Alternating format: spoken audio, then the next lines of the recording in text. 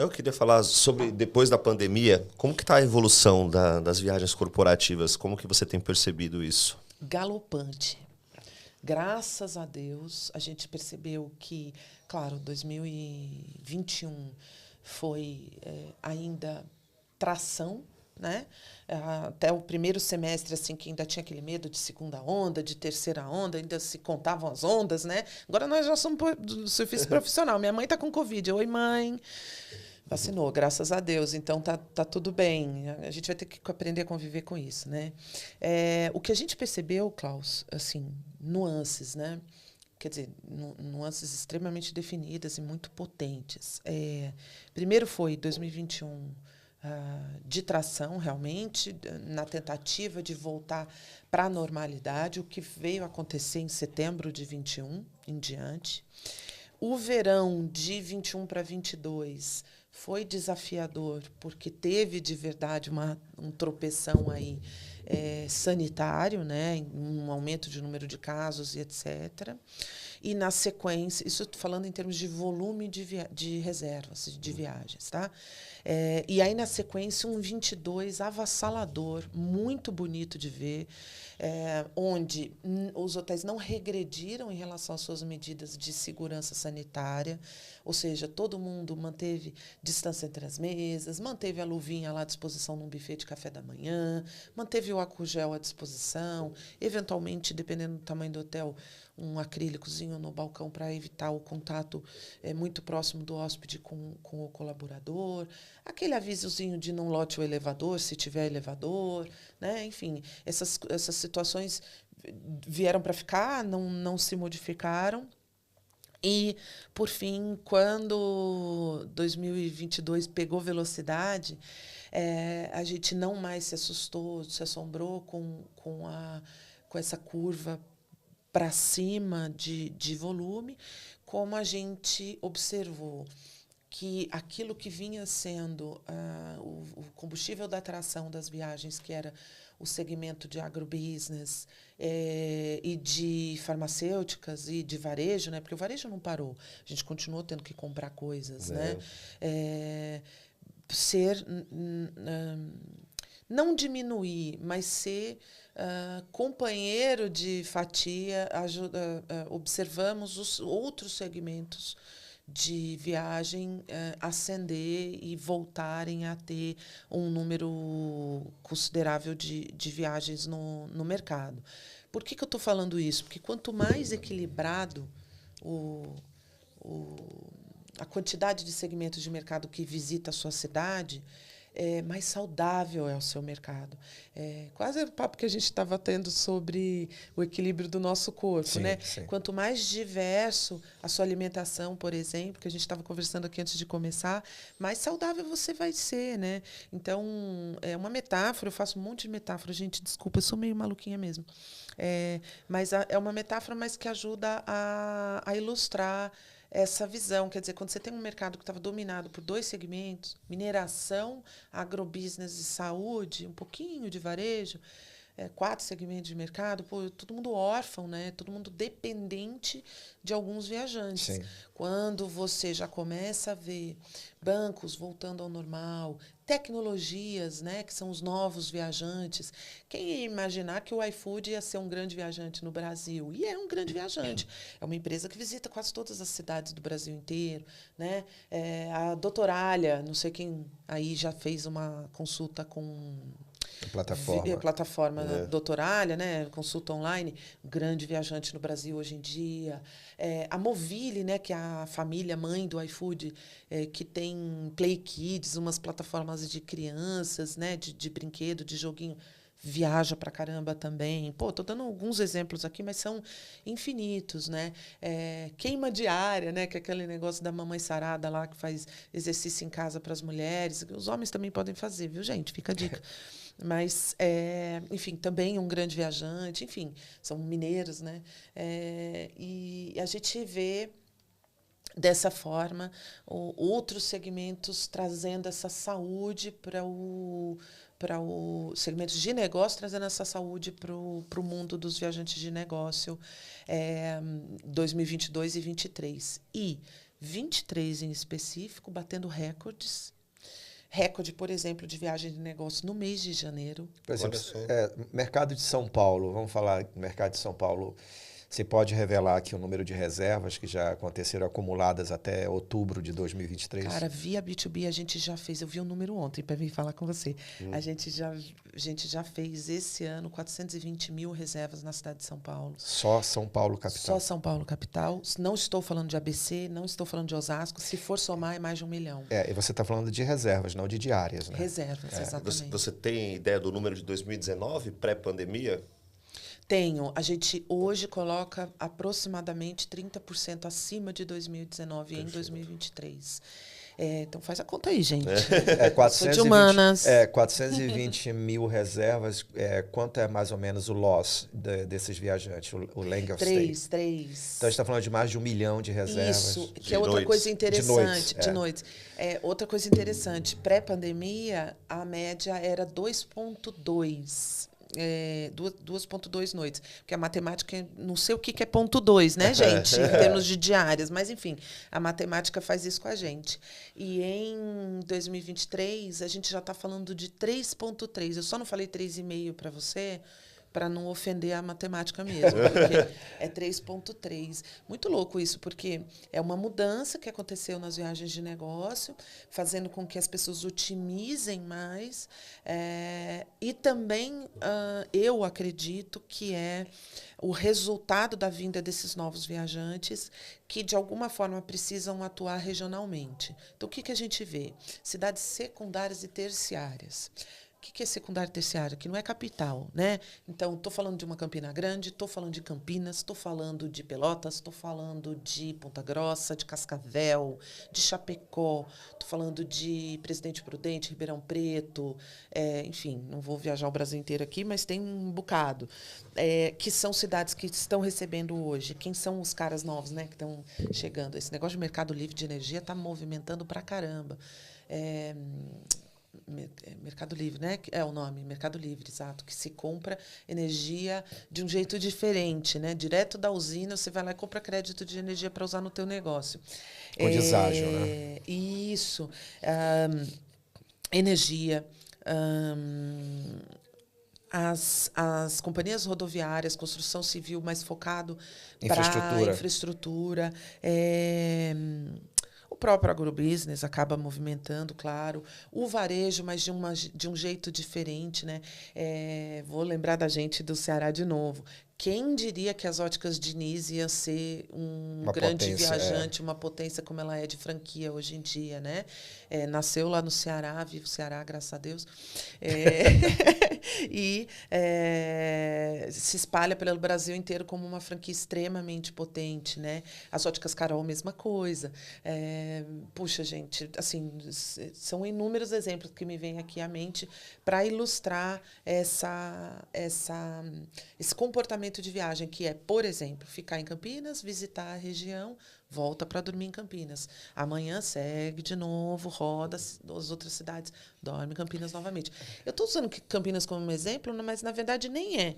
Seria em Indaiatuba, porque Campinas é uma cidade extremamente lotada, com diárias médias até altas, e dependendo do viajante, hoje ele já tem essa inteligência, ele já consegue. Se você colocar no Google Maps hotéis próximos e dar um zoom out, assim, aumentar o seu voo, né? Você vai conseguir ver que tem regiões ali que você vai ter hotel com uma diária, às vezes, compatível, né? A classificação do hotel, a reputação do hotel. Falei bastante sobre reputação essa semana. Só que com preços menores, né? E aí, se está na estrada mesmo, compensa, né?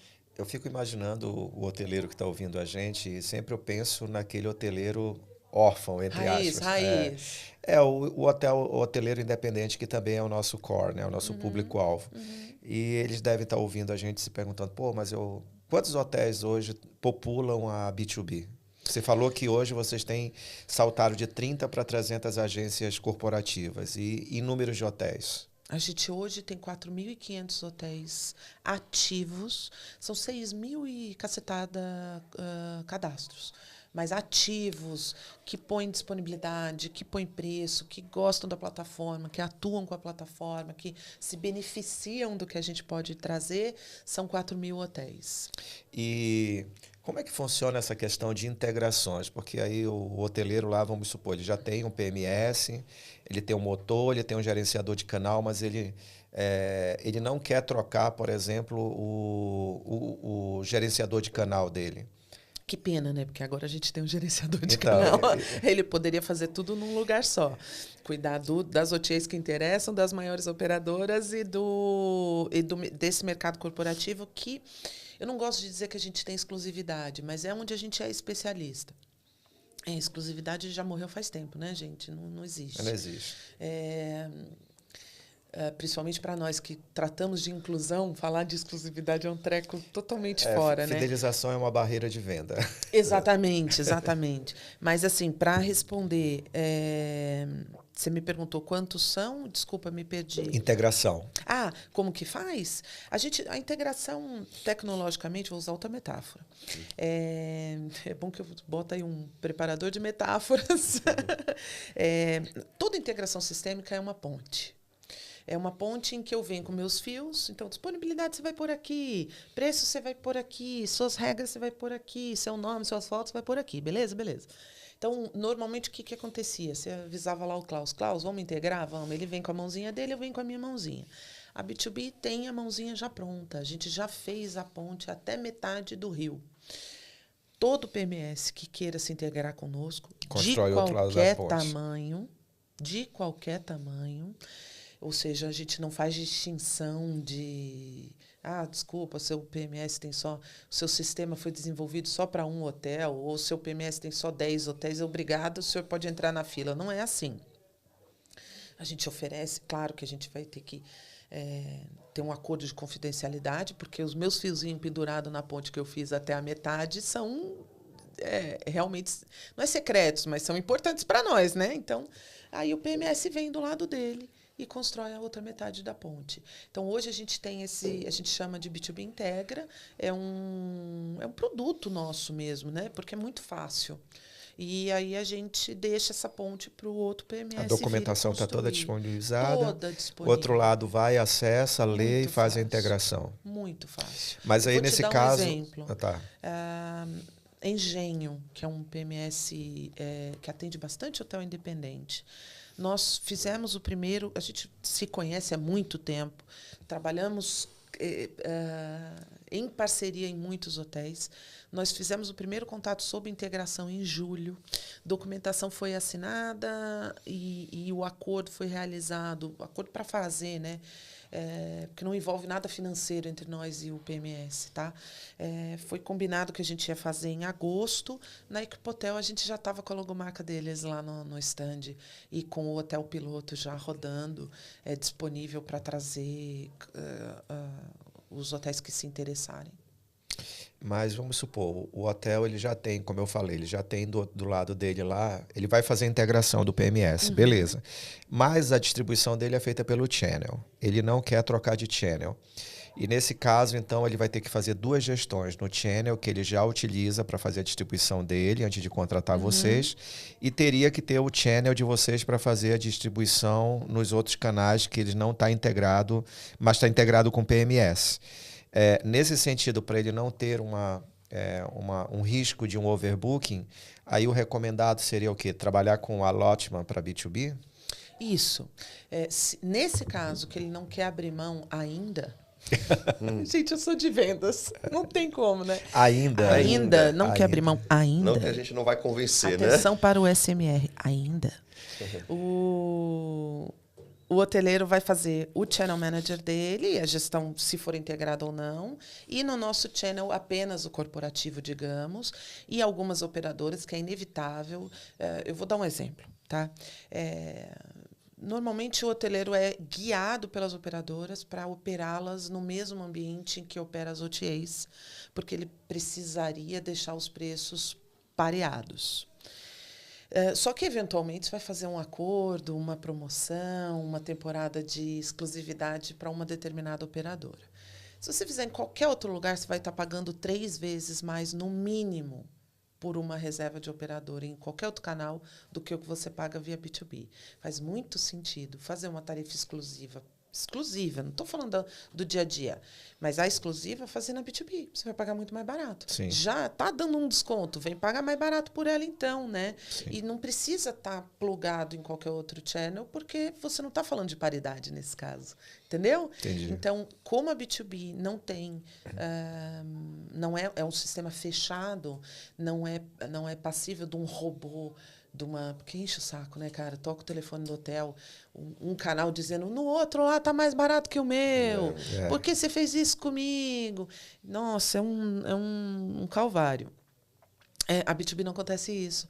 Por quê? Porque como a gente, primeiro, somos especialistas, segundo, nos desenvolvemos pensando nas peculiaridades específicas de cada empresa. Porque, através dessas 300 agências, a gente leva o hotel independente para 10 mil empresas. Estou falando do viajante final. Aí, ó, essa informação é importante, esse número. Extremamente importante. 300 empresas do mercado corporativo. Isso aí. 10 mil potenciais clientes. É uma puta de uma vitrine. Né? Exatamente. E além de ser uma excelente vitrine, desses 10 mil, e, gente, eu estou falando um número redondo. E uma outra coisa que é legal, desculpa te interromper, a tarifa não é pública, né? Porque ela está ali fechada, ela está fechada só para aquele cluster, só para aquele grupo que está conectado. Exatamente. Então, essa questão da paridade dificilmente vai ter um problema, a não ser que a agência... não tem, mas de qualquer maneira, se a agência faz uma análise orgânica, e aí só que você vai ter que ter uma regra, aí entra a B2C, né? Isso, para orientar você Exato, como você vai compor seus preços. Vocês são a ferramenta da guerra, vocês são as armas, nós somos os estrategistas que vai usar... Última tecnologia. E nós vamos ser os estrategistas dessa guerra, então a gente vai usar para otimizar essas ferramentas para entregar o melhor resultado. Exatamente. De novo, eu tinha te dito, né, que eu gosto de falar indo e voltando. Sim. Empresa, agência, hotel. Hotel, empresa, agência. Então, sobre a perspectiva da empresa, eu preciso botar um monte de gente para viajar. Socorro, Deus. Eu sou uma Ambev da vida e eu tenho que viajar o Brasil inteiro. Não é só isso, é o controle de gestão também disso tudo. É isso que eu ia falar. É o risco. O que eles precisam administrar? É a despesa. Ou seja, provisionar, gastar e comprovar que gastou. 2, o risco. Eu estou mandando um colaborador viajar longe da família dele, vai pegar a estrada de carro ou vai pegar um avião, vai ter que dormir num lugar seguro, vai ter que dormir num lugar conhecido, um lugar onde eu possa alcançá-lo. A gente vai ficar horas aqui se eu der exemplos de quanto isso é sensível e, ao mesmo tempo, importante. Haja visto o que aconteceu em Mariana, por exemplo. Eu só falo de tragédia, mas vou falar de coisas boas também nesses exemplos, sabe? Mas, assim, haja visto o que aconteceu em Mariana, haja visto, por exemplo, um cara que viaja, a esposa está grávida aqui, como é que eu localizo o cara para dizer que o neném nasceu? Né? Esses momentos bons da vida que, às vezes, o cara está cumprindo uma missão, precisa ir. Sim. Então, assim, perspectiva da empresa, risco e despesas. Perspectiva da agência, agrupar potência de cliente, de compra, para conseguir um melhor acordo com os fornecedores, seja aéreo, hotel, aluguel de carro, seguro, tudo aquilo que envolve uma viagem. Ao mesmo tempo, para a agência de viagem, fazer a gestão, como você falou, ajudar a empresa, né? A empresa a obter o melhor acordo, o melhor uso das ferramentas todas que a agência tem. E, por fim, na perspectiva do hotel, distribuir. É como se você pegasse o seu inventário... Aí entra o Hotel B2C. Exatamente. Você pega a sua prateleira. Quantos produtos eu tenho hoje? Eu tenho 100 apartamentos, eu tenho 100 produtos. Na verdade, pode ter um pouco mais, né? Aí o B2C depois desenrola isso aí com vocês. Eu também gosto de copiar, usar metáforas, né? O Hotel B2C nada mais é do que um player igual de bolsa de valores. Exatamente. O que são as ações de um hotel? São os estoques de noite que tem para vencer. E não vendeu hoje, e amanhã aí, o que não vende nós mais. fazemos? Nós distribuímos esse estoque de ações de noites nos melhores lugares para serem comprados. Extremamente perecível. Com uma estratégia de precificação, né, de vender pelo preço certo aí. no momento certo. Eu tô para conhecer alguém que vai vender um quarto que não vendeu ontem. Exatamente. Não dá. Não dá. Então, pela perspectiva do hotel, só para finalizar essa análise, o hoteleiro vai, procura a melhor distribuição, né? E vai, sentado nesse cockpit, né, junto com vocês. O Denis é o Spock, ele fica do lado dando os melhores conselhos. Eu sou o Spock até na cabeça. Sentado com um grande conselheiro ao seu lado, nesse cockpit, nesse painel de controle, você vai decidir onde você vai vender, como você vai vender, para quem você vai vender. Só que se você tiver com isso filme 100%, você não vai enxergar longe. É verdade. E a B2B é a transparência em plataforma, ou seja, eu vou mostrar para você via integração na telinha do teu computador 10 mil empresas que viajam. Se for contar usuários, que é o viajante, porque hoje em dia a gente leva, através da tecnologia, a opção de escolha do hotel ou do meio de hospedagem, né, para envolver eu falo sempre hotel, mas pelo amor de Deus, viu, gente? Adoro uma pousada, adoro um hostel, tá tudo certo, um flat. Mas a gente leva para a palma da mão do viajante. No aplicativo de viagem do viajante, o hóspede, ele decide, claro que ele está acessando uma coisa curada, né?